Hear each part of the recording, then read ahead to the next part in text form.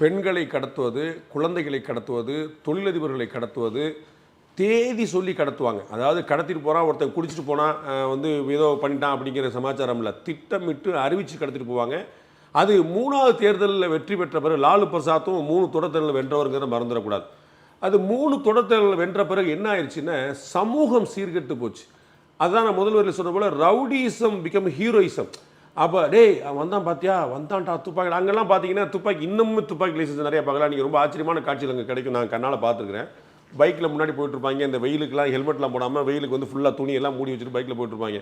Shoulder இந்த பக்கம் பார்த்தீங்கன்னா ஒரு துப்பாக்கி தொங்க விட்டுருப்பாங்க. 303 போலீஸ்காரன் வச்சுமா அந்த துப்பாக்கி வச்சு ஜாலியாக போயிட்டுருப்பாங்க.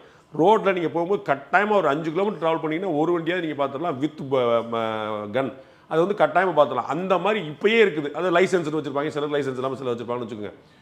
அப்போ வந்து பார்த்தீங்கன்னா முன்னாடி வந்து எல்லார் வீட்லேயும் இருக்கும். அவ்வளோதான். அப்படி தான் அவன் பழைச்சான். அவன் வீட்டில் துப்பாக்கி இல்லைன்னா அவனுக்கு உத்தரவாதம் இல்லைங்கிற மாதிரி. அந்த அளவுக்கு மோசமாக இருந்துச்சு. வந்து யாருடைய உயிருக்கும் யாருமே உத்தரவாதம் கிடையாதுங்கிறது அது இளைஞர்கள் மத்தியில் ஒரு ஹீரோயிசமாக பார்க்கப்பட்டது. அப்போ நாமளும் துப்பாக்கி வச்சுக்கணும், நாமளும் ரவுடிசம் பண்ணணும், நாமளும் அந்த பிள்ளையை தூக்கணும், நாமளும் இங்கே இந்த மாதிரி கடத்திட்டு போனால் பெரிய ஆளாயிரலாம் அப்படின்னு.